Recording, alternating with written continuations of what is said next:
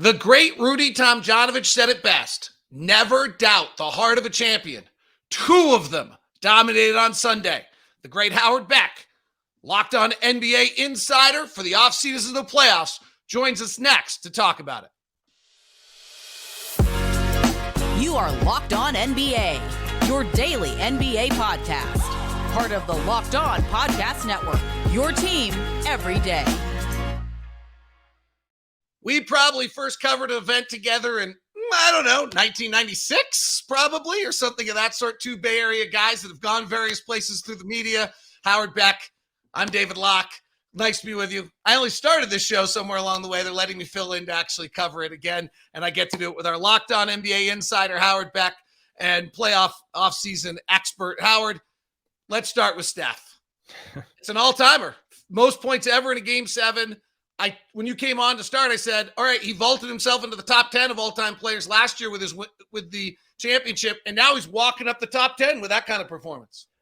I am terrible. By the way, great to be with you, David. I am terrible with lists. I am terrible with rankings. I am terrible with trying to compare guys across the eras. These things, they confound me. They drive me nuts. I love the discussion. I love hearing other people do it, because if I try to do it myself, I just sit here and stare into space and have way too many tabs open on my computer trying to figure it all out. So I will leave it to you and others to figure that out. But what I will say about Steph and that performance, other than holy moly, that was amazing, is that I wrote a piece last spring as the Warriors were heading back to the finals in a season where no one expected it. And once again, here we are not expecting it, and they're possibly on their way. And it was about just Steph and the way that we talk about him, and that we still, at that moment in time, and this is before he won the 4th championship, that we still didn't know how to process Steph. We didn't know how to describe him, how to talk about him, how to rank him, to your point, because he doesn't look or play like any other of the quote unquote dominant superstars in NBA history, right? He's not a giant of the past, a Wilt Chamberlain, a Bill Russell, a Kareem Abdul-Jabbar. He's not a Shaq. He's not a Hakeem. And then in more modern times, you had just the guys who jump out of the gym and can seemingly fly. Air Jordan, air for a reason. So the Michael Jordan prototype, the Kobe Bryant version of that, which is in the Michael Jordan mold, Dr. J, going back to Elgin Baylor. So we have leapers, we have giants. We didn't have a Steph until we had Steph. Like LeBron is his own mold in a lot of ways, but LeBron's kind of a combination of Magic Johnson and Karl Malone. Steph is just Steph. And so the reason I wrote this piece last spring was just the idea that, like, we're still grappling with how to assess him and properly appreciate him. And the beauty of it is that then he went on and won the championship and got his finals MVP finally. And now I don't think anybody hesitates, as you don't hesitate, to say, hey, he's top 10 all time. Now it's just a matter of where in the top 10. How many guys is he leapfrogging now? And that's a fun discussion. Again, one that I will probably opt out of whenever possible and chicken out of, because I just think it's so hard to do. But he belongs in the discussion. And that's the real important piece here, starting last spring and coming, all the way forward now to this 50-pointer in a Game 7, the greatest scoring performance ever in a Game 7 in NBA history. It means that we have to keep talking about the fact that, yeah, Steph at his height, at his build, at his, his range, a guy who shoots most of the time farther from the basket, in his own mold, we now have to absolutely contend with the fact that he is in that top 10, and now it's just a matter of where. So you say it beautifully. I've always said it this way. We grew up in an era like with Kareem, right? It was Kareem and Magic, and you could kind of be Magic in your backyard a little bit. Like you could kind of pretend to be Magic. But sure. Kareem, you couldn't really, kind of had to do Kareem on the Nerf hoop, right? Yeah. Michael Jordan, you kind of have to do on the Nerf hoop. Steph's actually one of the few superstars you can do in the backyard or on the playground. Most of the other great superstars of all time, you actually can only do on a Nerf hoop. All right. But even as we say that, and yes, there's an aspect of that, David, because we look at Steph and he's not a giant. He doesn't, jump over guys. So we think he's more like the average person like you and me, but he's not, right? Like the fact is he's way stronger than you think. He's way quicker than you think. His handle with both hands is incredible. his ability to kind of change speeds, change directions, finish through contact, finish with both hands. There are all these other aspects of his game that are so much more subtle and that are not just the 3-point shot. And again, this was part of the premise that I was pursuing with that story last year, was like, we talk so much about him being the greatest shooter of all time because he is. And last season was, of course, the season that he passed Ray Allen to become the greatest 3-point shooter of all time, and just in terms of volume, right? And he was already there in terms of accuracy among the all-time greats. But it is all the other aspects of his game. You know, the difference between Steph and Ray Allen isn't just that Steph has shot more threes and made more threes. It's that, oh yeah, and Steph does all these other things as a playmaker and finisher, and all the fun stuff he does off the ball, the stuff he does on the ball. It's everything else about his game. And so, yeah, we can sit there and pretend to be Steph in the backyard, but we're all deluding ourselves. I actually think the other part about him that we don't talk about enough is he's a killer, right? Like the stories about him are there are some Jordan-esque stories. Like Jay Billis said in the draft night, he couldn't guard a chair. ESPN did the thing where the college guys called an NBA game. Jay Billis called the game, and I think he dropped like 50 that night. Like, you go back and look at his early moments in his career, like when he has monster nights, there's a reason on every single one of them. He's got that aspect of it too, and we saw that in Game 7 today. Well, not only did we see that, but we saw the mischievous version of that, right? Jordan is going to take your heart out, and he's going to say it. He's going to do it in that macho aggressive way. Like, I am here to take your heart out, and watch me do it. And now I'm going to remind you of it, and I'm going to show your heart to you. Steph is sitting there after making some impossible shot with his mouthpiece hanging half out of his mouth, with this silly, like, 15-year-old grin on his face. Like, yeah, here I am. I'm doing this again. And so he was, became the baby-faced assassin, got that nickname for a reason. And it's still all these years later, this deep into his career, and not quite as baby-faced. He's a little scruffier. He's got, I don't think I've seen any grays coming through yet, but still, it's an older version of the baby-faced assassin, but it's still the boyishness, but also the childish joy, right? Like, when Steve Kerr talks about the Warriors winning with joy and that being a defining aspect of their dynasty, that's really about Steph. I mean, it's about a lot of other guys too, but your best player sets the tone, and Steph is the guy who brings the joy. And he's sitting there at least twice today where he was at the line, third, fourth quarter, as they're starting to pull away, and his mouthpiece is hanging out of his mouth, and he's got this grin on his face like, yeah, I'm doing it again. And that smile is telling the Kings and all their fans, you're done. You're done. And it's just as devastating. That little grin, that little mischievous look is just as devastating, I would say, as Shaq mean mugging or Jordan, pumping his fist, any of that stuff. It is on that same level, because exactly what it means. I asked this question with huge respect to Sacramento. I thought they were terrific. I thought the familiarity between Mike Brown and the Warriors was evident. The backdoor cuts the whole first half of this game that suddenly disappeared, by the way, in the second half of the game. Credit to the Warriors. But Mike Brown knew the adjustments were coming. I thought this could have been, and I wonder, maybe this was the most difficult matchup for the Warriors in the Western Conference. Are they the favorites to win the West now? If you had asked me, David, a couple weeks ago, who's coming out of the West, I would have hemmed and hawed and stalled and told you all the reasons why a bunch of teams couldn't, right? I would say the Nuggets don't play enough defense, and I'm not sure if they have a second star to take the pressure off of Jokic. This is before Jamal Murray really gets going. I would have told you that the Kings don't play enough defense, that the Grizzlies don't play enough offense, especially in the half court, and that they're too inconsistent. I would have told you that the Clippers are too banged up. And eventually I would have gotten to the Warriors and said, you know what? And I did say this, by the way, not on this show, but on others, that I still, if I have to pick, and this would have been a few weeks ago, I was still picking the Warriors. Honest truth. And the reason was more about the fact that of all these caveats, all these concerns, all these ways we can nitpick all these teams that are all really good, but maybe there's something that we don't quite buy into. The Durant hasn't been with the Suns quite long enough. I don't know if they have the chemistry. I don't know if they have the depth. I'm coming back to the Warriors, because as wonky as their season was, as alarming as that, 9 wins on the road, 9-32, as alarming as that road record was, in the playoffs, you only got to win one road game per series. In this case, they won 2, right? So I never worried about the road record for the Warriors. I worried about whether they were whole, whether they were healthy.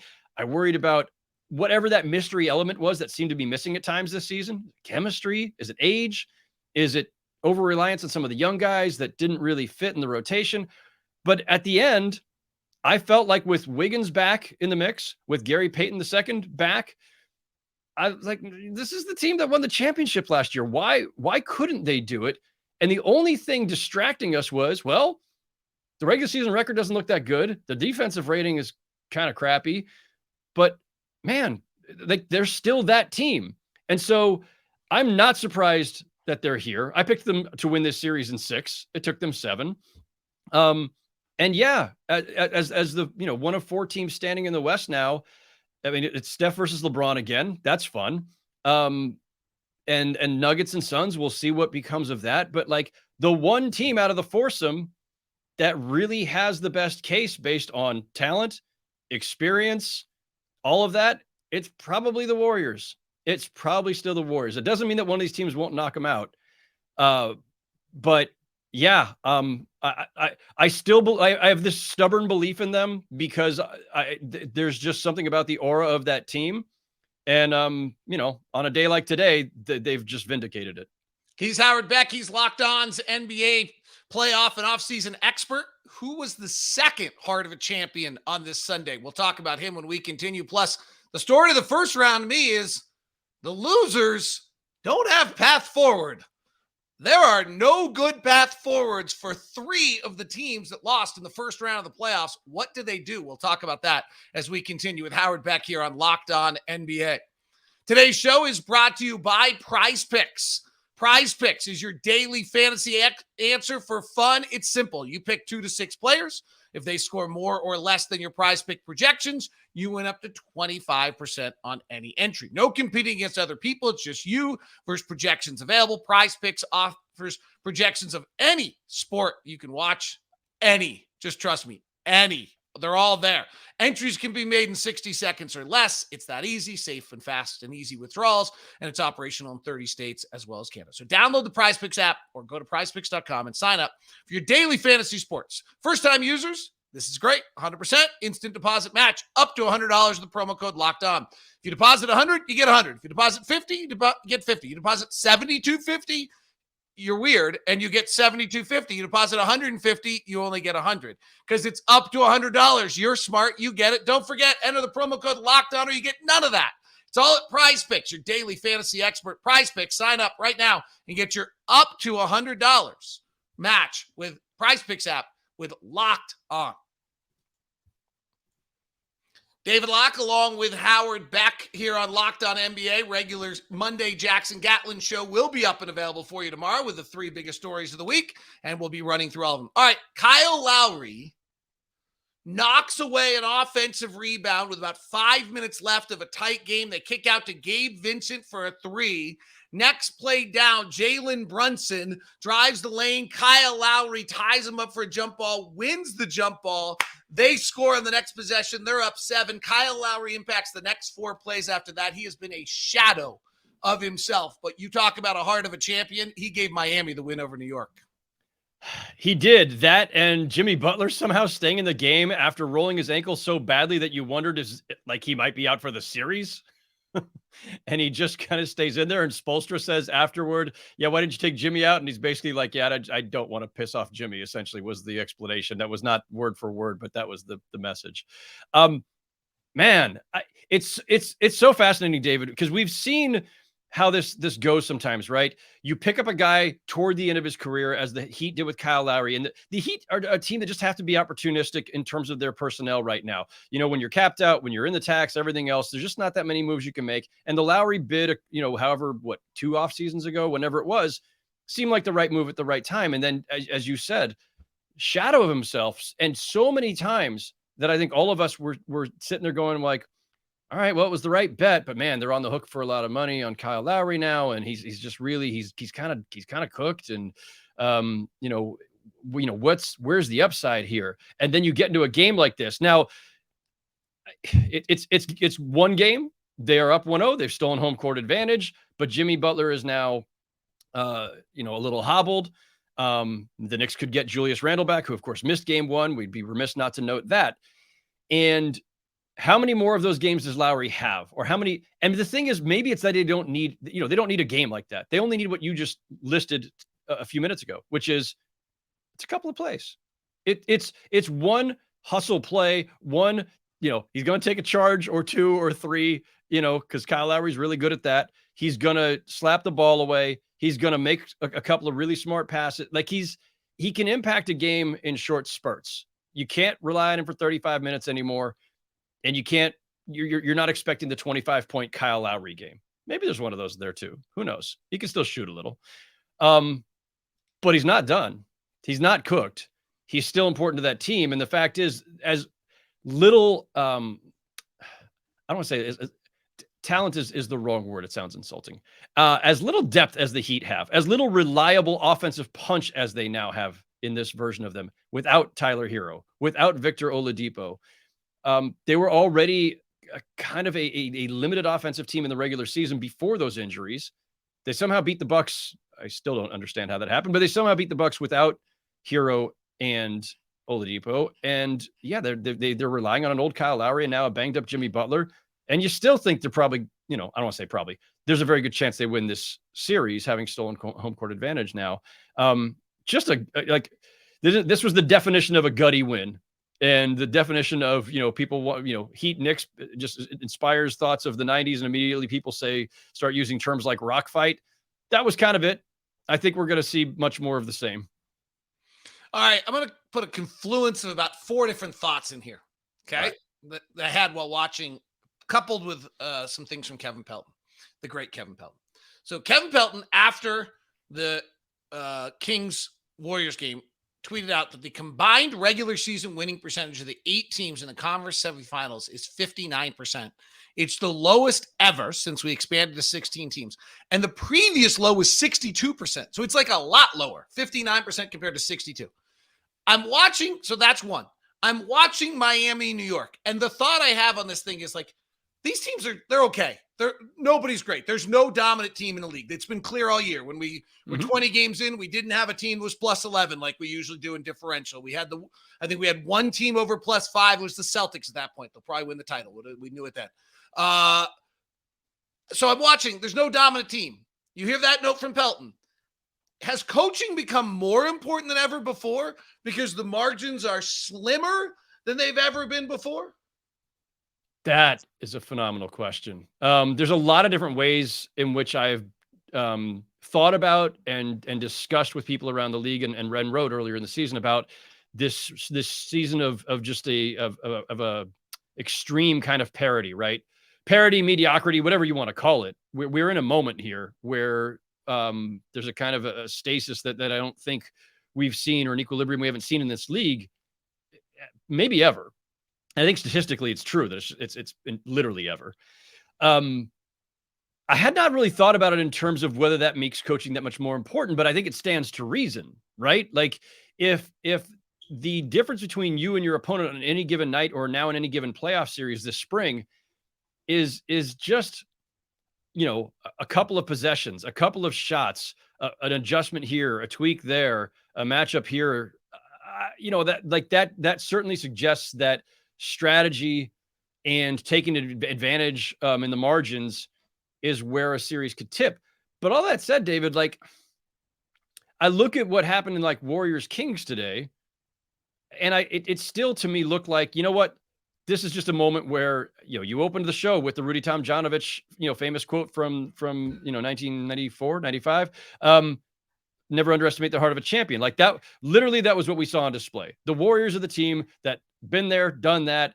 And the Kings were the team that has not been in the playoffs in 17 years and looked like a team that was still kind of trying to figure out, okay, what do we do here in a game 7? This is weird and nervous. And they just kind of disintegrate. Right.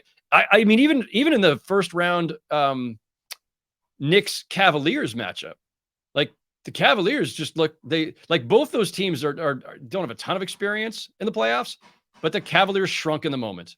Evan Mobley, Darius Garland just did not know what to do with themselves in that series, especially when they were at the Garden. And so some of this, I think, is just psychological and just pure human reaction, right? And it's not X's and O's necessarily. You can make all the adjustments in the world.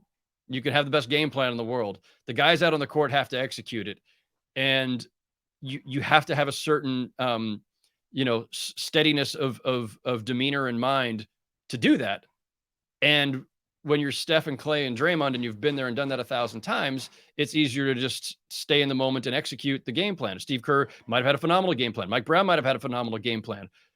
But were Malik Monk and Terrence Davis as prepared and Sabonis as prepared to do it? And then, of course, look, De'Aaron Fox is dealing with that injured finger this whole time. He's had some good moments and bad moments since the injury. But you got to assume on some level that was limiting his game.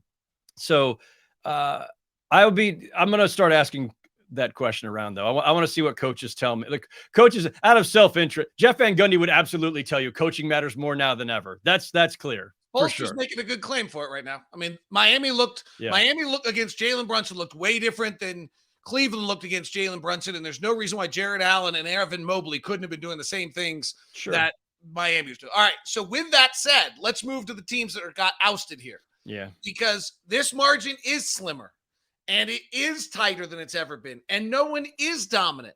But if you're Milwaukee, like, what's your next move? If you're Minnesota, what's your next move? If you're the Clippers, or do you just say it's that close, it's that tight, we're going to run it back? Because it's just we're all playing with 13% chance to win the title, and we're hoping it comes together for us.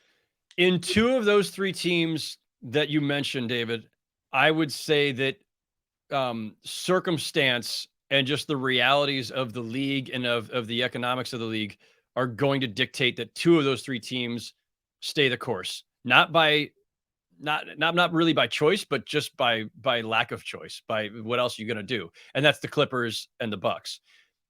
The only thing holding the Clippers back from contention is health. And unless you are going to create, bionics, to date myself and you, unless you have some new technology to replace all of the limbs of Kawhi Leonard and Paul George, I just don't know what else you do, right? You can load manage, which they do, or you can try to not load manage, and it probably still won't make a difference. Those guys, they get hurt. That's what they do. And if you get lucky and they don't get hurt, this isn't a team where you go, oh, the supporting. This is often the case, right? You have a team with a couple of stars and you go, well, the supporting cast wasn't good enough. The stars are the stars, the supporting. The Clippers have a phenomenal supporting cast. They got great depth. And those guys, listen, the fight they put up against the Suns with no Paul George initially, and then eventually with no Kawhi Leonard, was super impressive. They're fine. There's nothing the Clippers have to do, need to do, or can do other than pray to the injury gods and hope that Paul George and Kawhi Leonard stay healthy. There's nothing else to do. The Bucks, between, salary cap, luxury tax, new first aprons and second aprons, and all the other crap that the NBA is piling into the new CBA to punish teams for spending too much, there's not much they could do. Now, they have to re-sign Brook Lopez, who's a free agent, and they may have to give a new contract to Chris Middleton, who can opt out, or maybe even extend him. And Chris Middleton's pretty tight with Giannis, so you probably don't want to make your star mad. So where else do they go? If I'm going to nitpick the Bucks, I'm going to say, well, they're getting old around the edges, right? And you could see this coming even when they won the title a couple of years ago. You got too many guys in their 30s with a lot of miles on them and a lot of injury history. Brook Lopez, Chris Middleton, Drew Holiday. You can't replace those guys, though. It's not that simple in the NBA system. So what else can you do other than pay Brook Lopez whatever he wants, extend or if he opts out or whatever, give a new contract to Chris Middleton and run it back. And then the only other thing you can do is replace the coach, which, look, there's people have certainly made a pretty strong case on that. I'm not going to here today out of respect for Mike Budenholzer, but that's the one thing that they probably can do and maybe will do. And they had some coaching issues in that finale. But they shouldn't have been in that finale. They shouldn't have been in that position. They should have never been on the ropes against an 8 seed in the first place. How much of that was coaching versus simply just wonkiness in your rotation? I don't know. But I don't think there's a lot they can do. So I think the Bucks and Clippers pretty much run it back with very close to what they had, with the exception of the Bucks maybe replacing the coach. And the Timberwolves. you've given up literally everything you had to get Rudy Gobert, your old pal, Rudy Gobert. You've got Anthony Edwards, this rising star. You've got some really good role players. The one move you could make, if you feel like it just didn't work this season, and it's hard to judge the Karl Anthony Towns, Rudy Gobert thing because they had so few games together because of Cat's injuries. But the one card you can play still, because you can't retrade Rudy Gobert and get the value that you sent out for him. So your pillars now become almost by default Anthony Edwards and Rudy Gobert. Is Karl Anthony Towns still the right long-term fit there? Is Karl Anthony Towns the right fit with Rudy Gobert? Was he ever going to be? Is the sample size big enough to judge that? But that's the one I think people around the league have their eyes on and have for some time.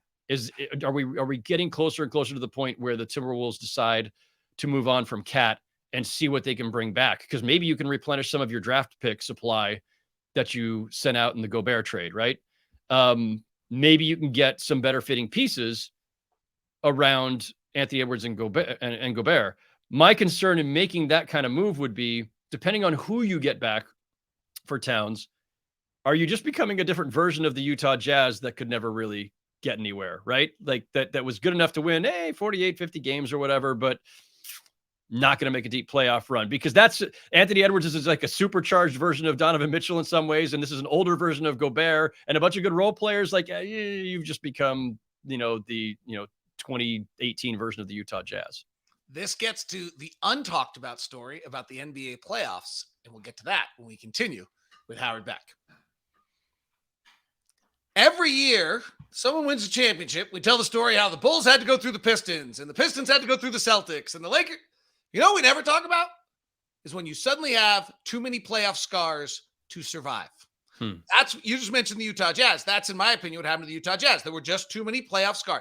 So we all talk about the teams where the scars build scar tissue. Sometimes playoff scars build a scab that never heals and just keeps bleeding and maybe even pusses out and oozes a little bit to get really gross and ugly about it. But like, I wonder on Memphis, I wonder on Minnesota. Cleveland's probably not there yet, but Cleveland's got this other dynamic, which is Cleveland did the natural thing this year. They went from play-in losses to the best differential to playoffs, except for the fact they have a Donovan Mitchell clock that is just going tick-tock, tick-tock, tick-tock in the middle of their facility at the loudest level right now, because he'll turn down the extension in the offseason because there's no reason for him to take it, not because he hates Cleveland, because there's no reason for him to take it. And then they have a year. They got 1 year left in Cleveland before he's a pending free agent. Yeah. 2 years on his deal. They got 1 year left. Like, that's what gets interesting to me on this thing is, like, you start having playoff scars. The Bucks have got a few, but they have a title. Minnesota's now got back-to-back playoff scars. Memphis has got some playoff scars, and they've got this great group of Ja and Desmond and Jaren Jackson. Seems perfect.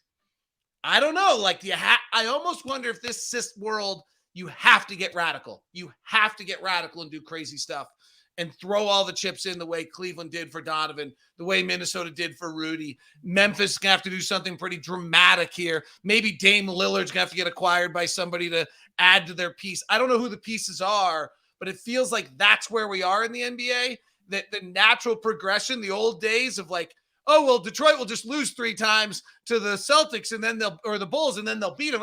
No. Because in this day, that doesn't happen anymore. No, I mean, listen, I think about, the Karl Malone, John Stockton, Utah Jazz, where those guys stayed together for 19 years or whatever. And you could do that back then because stars didn't force their way out or leave in free agency and contracts were longer and all the other stuff, right? You had a certain stability around your core, and you could have that sequence that you went through of, the Bulls have to lose to the Pistons a bunch of times before they finally advance and become the new superpower.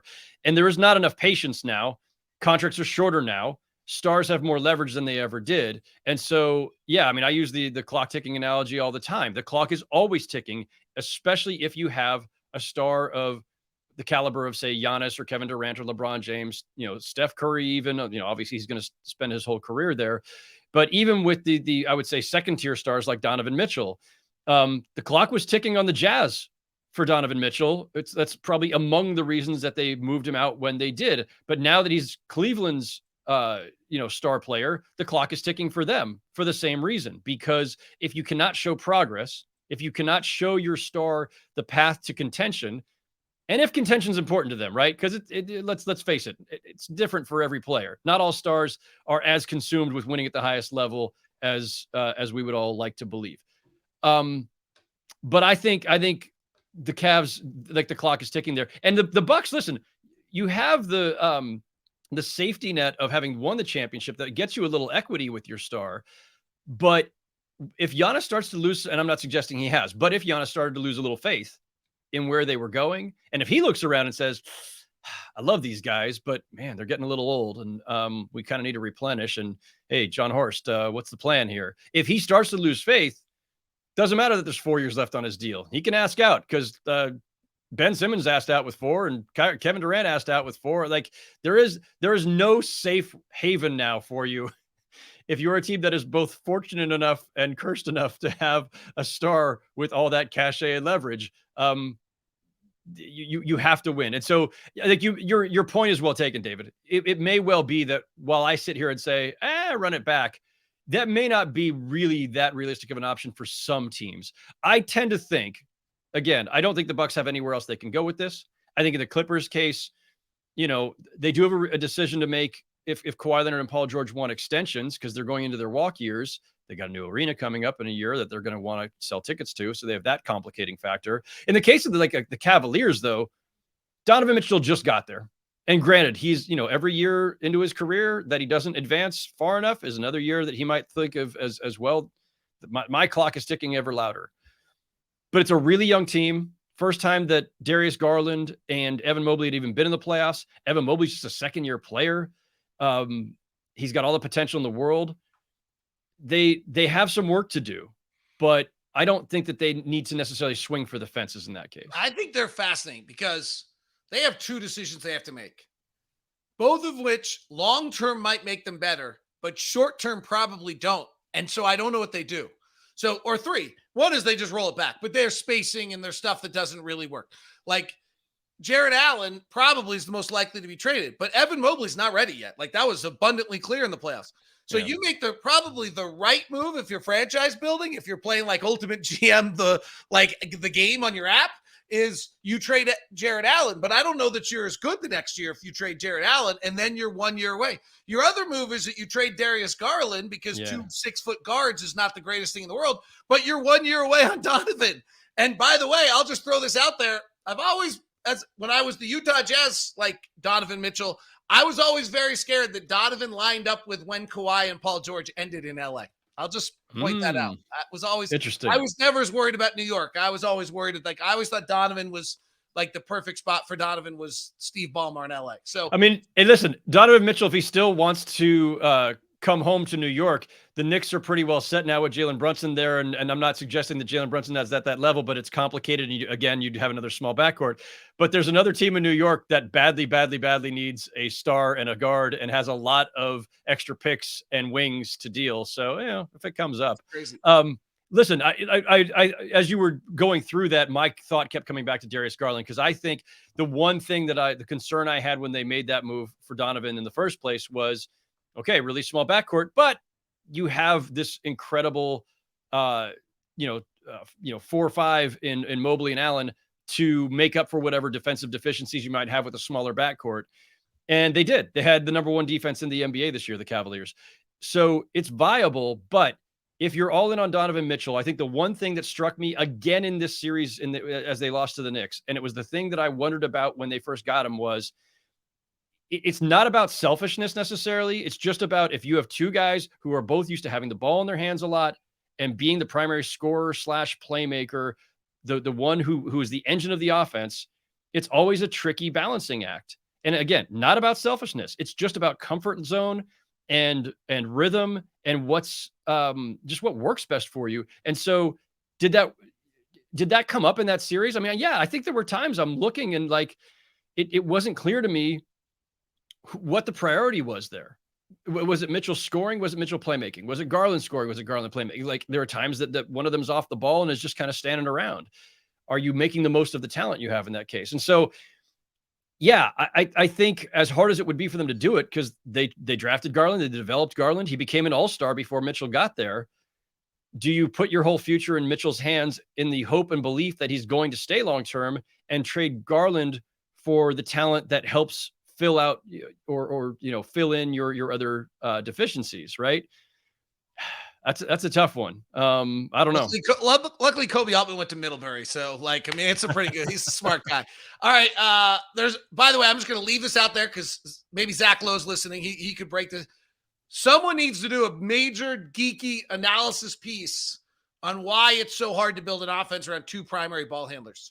Like, I remember when Vinny Del Negro actually did it really well with Chauncey Billups, and I think it was who was Chris Paul? Was it Chris Paul? No, Chris wasn't there yet. And this is when he was when he was coaching the Clippers. Yeah, and he would run these double pick and rolls with Chauncey Billups coming off DeAndre Jordan, and they'd swing it out, and Blake Griffin would pick for the other one, and they had this kind of cool thing going. But now, like, Kyrie and Luka couldn't do it.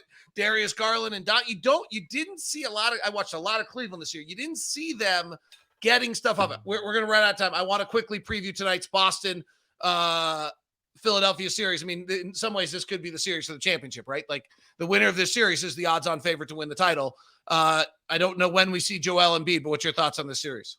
When Miami was one win away from knocking out the Bucks, my very first thought was, oh my gosh, the Heat are about to clear the path for the Celtics to win the championship.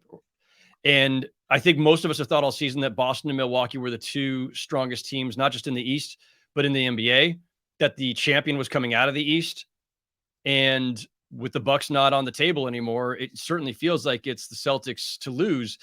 The Sixers, they pose one of the most unique challenges in the league when they have Joel Embiid healthy, because nobody has a Joel Embiid or even a defensive antidote to Joel Embiid. And the Celtics are better equipped than a lot of teams, at least with Robert Williams III and Al Horford and some big man depth and some other things you can do. Grant Williams is super strong. He's not a center, but you can go throw him at him, and you got a bunch of guys on the bench to go foul Embiid. Joel Embiid's not healthy. Like, he is doubtful for game one. I'll be shocked if he plays in game one. It's a knee. You don't want to mess with that. He didn't look great toward the tail end of that Nets series when he got hurt. I was at that final game. I tend to think that this is a series that simply comes down to, is Joel Embiid going to be healthy at some point, and what percentage of Joel Embiid is he going to be? Because if he's close to 100%, the Sixers have a shot. If he is at all limited, I really I don't have enough faith. I certainly don't have any faith in James Harden's postseason resume. Tyrese Maxey's kind of up and down. You'll get a good game from Tobias Harris once in a while, but then you won't. There's just not a lot else there to place your faith in. Like, they were a great team this season, but it's really all about Joel Embiid, who's probably going to be unveiled as the MVP this week. I just don't see how you're getting through the Celtics, who have such incredible talent and depth. Like, they're among the deepest team one of the deepest teams in the league, period. And they've got one of the best 1-2 punches in the league with Tatum and Brown. So I just don't see how the Sixers come out of this if Embiid is not, somewhere close to 100%. They're so high level. I was talking about 240 minutes. That's 48 times 5. They throw out high level 240 minutes. Like, there's not a flaw in any player they have on the floor in their 240 minutes. And think about this too, just real quick, like to that point. If the Sixers have to move more toward a perimeter attack because Embiid is not himself, or is maybe not even available, who has better perimeter defenders than the Celtics between their two stars, Tatum and Brown, who are both capable perimeter defenders, but Derek White, Malcolm Brogdon, Marcus Smart, the defensive player of the year just a season ago. Like, Harden and Maxey, good luck. Good luck with those guys. He's Howard Beck. He's Locked On's NBA playoff and offseason expert. He'll be bouncing around the local shows throughout the week and here every Monday on Locked On NBA. Jackson Gatlin will also have Locked On NBA's local experts on the biggest story. He'll talk to 3 of our local hosts about the biggest stories of the week, so make sure you catch that when the next feed coming out on Locked On NBA. Howard, we've done this a few times over the years. We've connected a lot of times. We were at a Jim Rome. I think we were at a Jim Rome Road, whatever I used to call it, 97 or 8 together. That was a long time ago. So a pleasure to chat with you again. Pleasure to be here, David. Thanks, man. Appreciate it.